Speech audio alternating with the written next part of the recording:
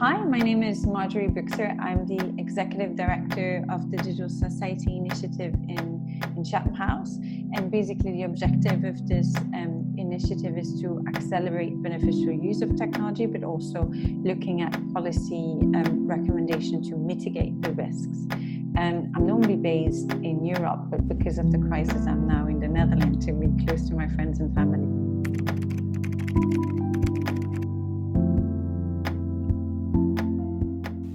Marjorie, it's really good to see you and thank you for taking the time to talk to us.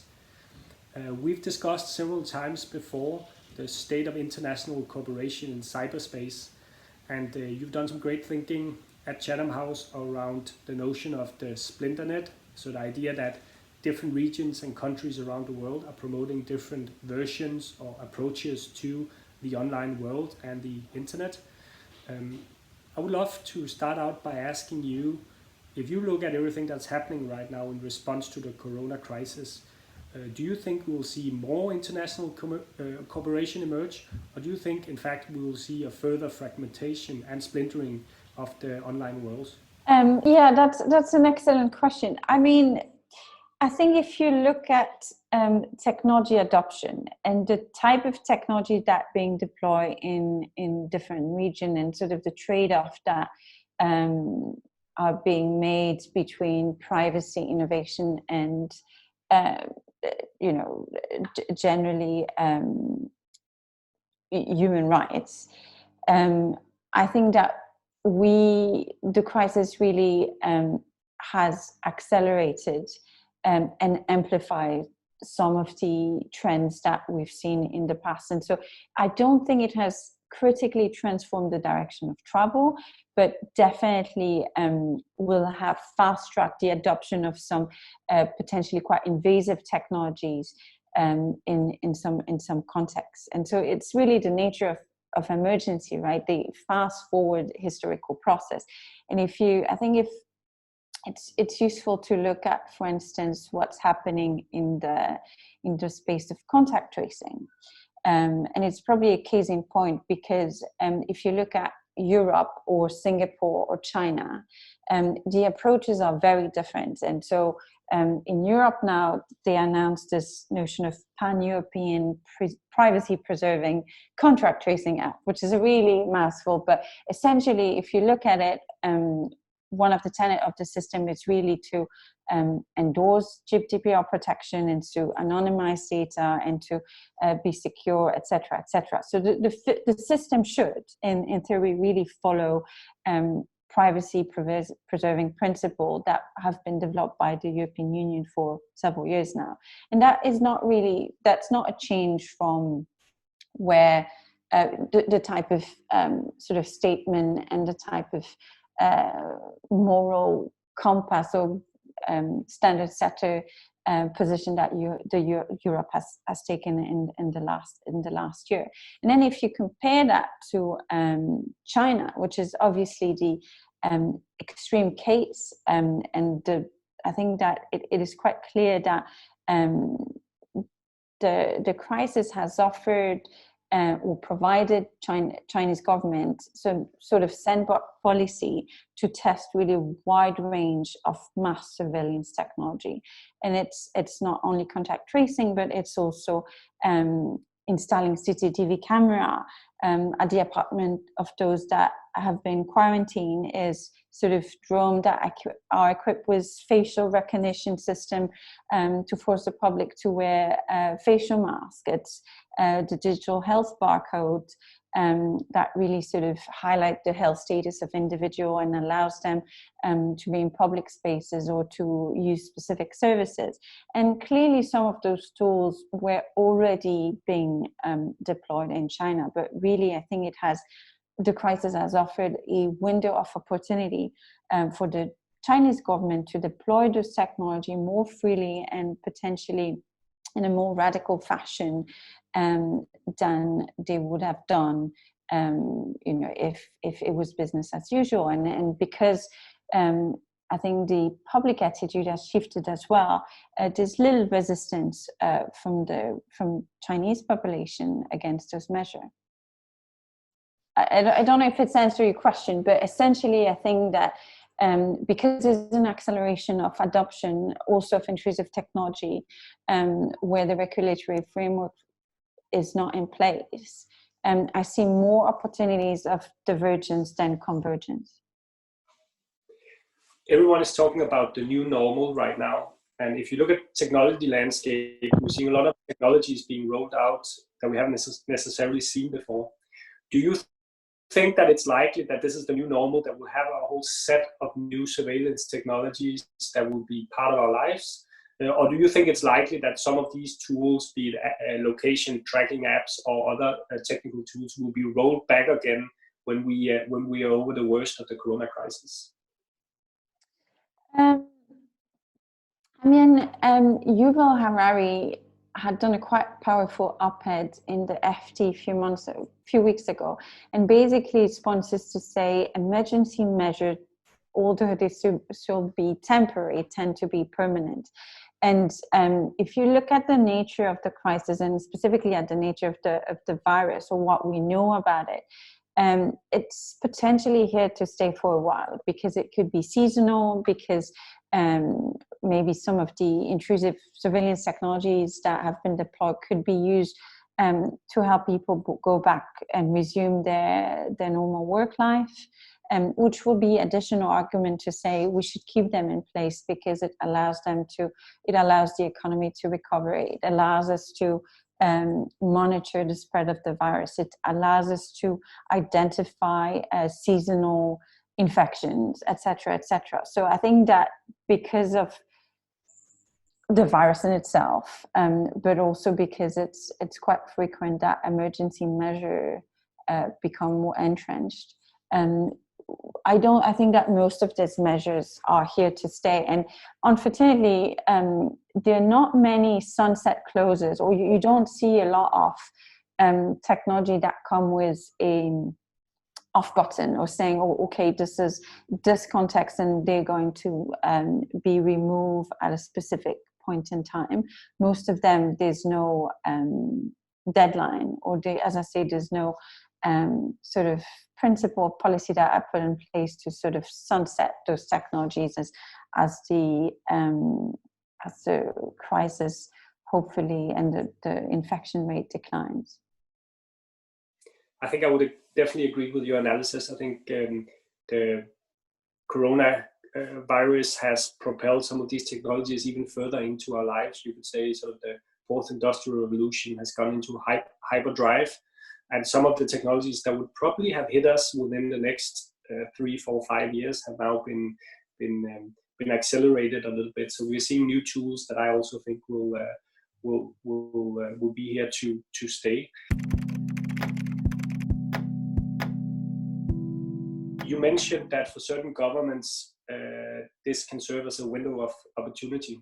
But I want to bring it also back to the tech industry, Marjorie. I would love to get your take on whether the current situation should be seen as a window of opportunity also for the tech industry. You know, it's probably not gone unnoticed that a lot of the tech companies are engaging heavily in very positive ways on fighting the COVID-19. That, you know, we've seen unusual partnerships between some of the major tech companies, including, for example, the collaboration between Apple and Google around contact tracing. We've seen Facebook be very active as well. So do you think it's a window of opportunity right now for the tech companies? And secondly, if you were sort of the main sort of strategic advisor to the CEOs of some of these companies, what would you advise them to pay particular attention to? Right, I think you're absolutely right. The crisis has shifted the technology debate in, I think, very fundamental ways.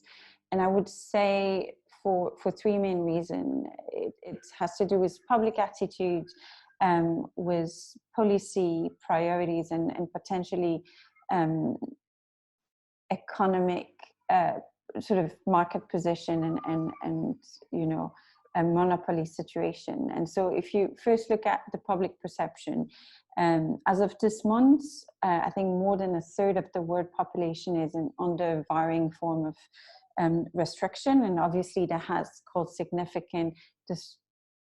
disruption for economic, political, and social activities.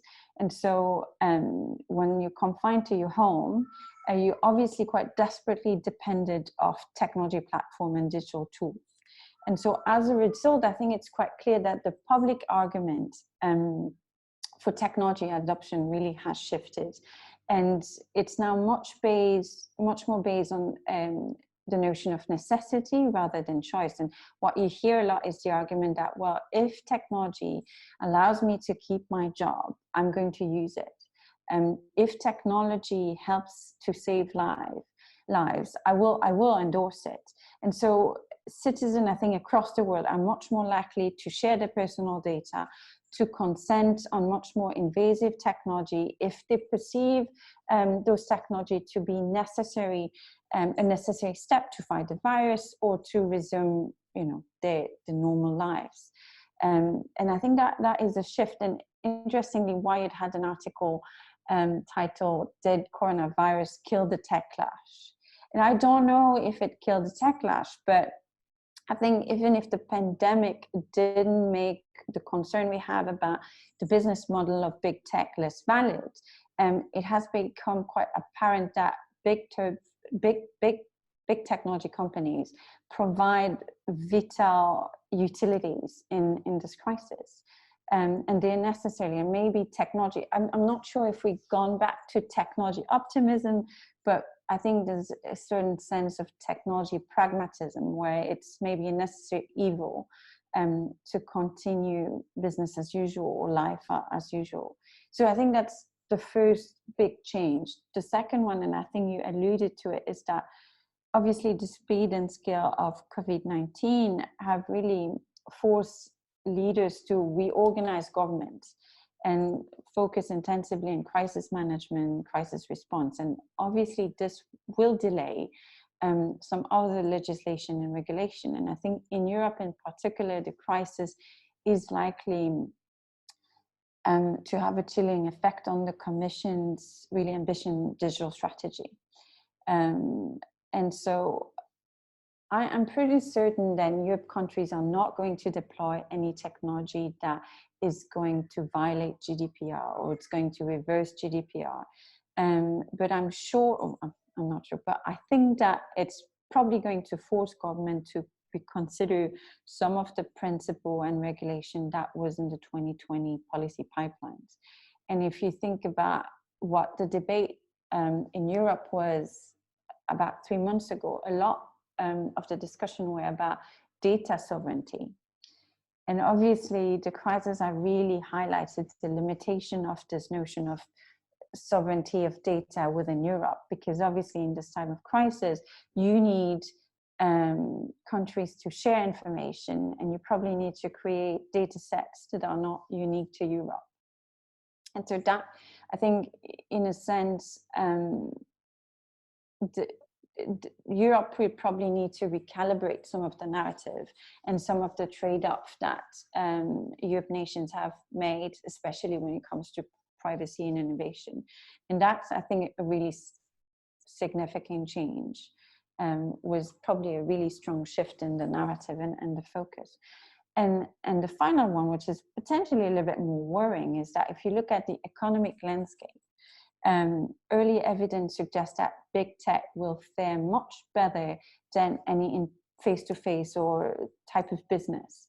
So if you take, for instance, Amazon, I think they announced this month that they're going to hire 175,000 more workers.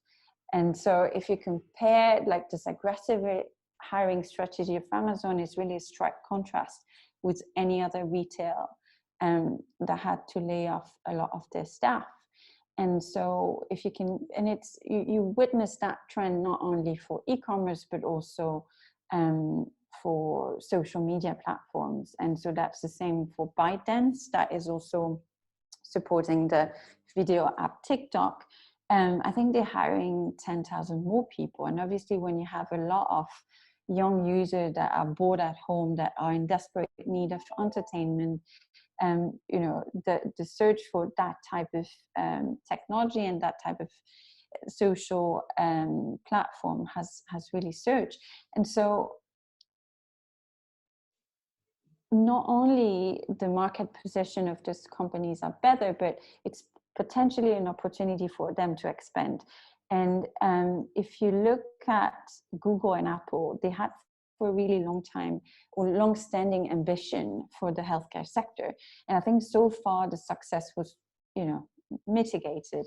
But now, obviously, the crisis has allowed them to announce this really sort of bold and ambitious initiative of, Google International Mobility Report, or the collaboration on contract tracing apps, etc., etc. So there's a sense that they were all already in a position of considerable strength, but really the crisis is likely to consolidate their dominating market position and also allow them to accelerate the reach in new field and essentially healthcare sector. I take that point. I think it's a very valid point. If I can elaborate on what you're saying also, Marjorie, in terms of the tech industry, you make the good point that it's not a homogeneous industry. You have many different companies and they are being impacted in different ways by the corona crisis. If you're sitting in Amazon headquarters in Seattle, you're probably pretty happy right now. If you're sitting in the Airbnb headquarters in San Francisco, you're probably less happy right now. So it's a good point not to talk sort of too simplistic about the industry as a whole and realize the fact that there are many different companies. My own take would be in particular the companies that have strong cloud capabilities. That would be, the AWS, and Microsoft, Apple, Google, and so forth. Are in a strong position at a time where communication, interaction, businesses will most likely go to the cloud, and that will be a major tendency. I think that will only get reinforced in the time to come. On your previous point around Europe, I would just add that.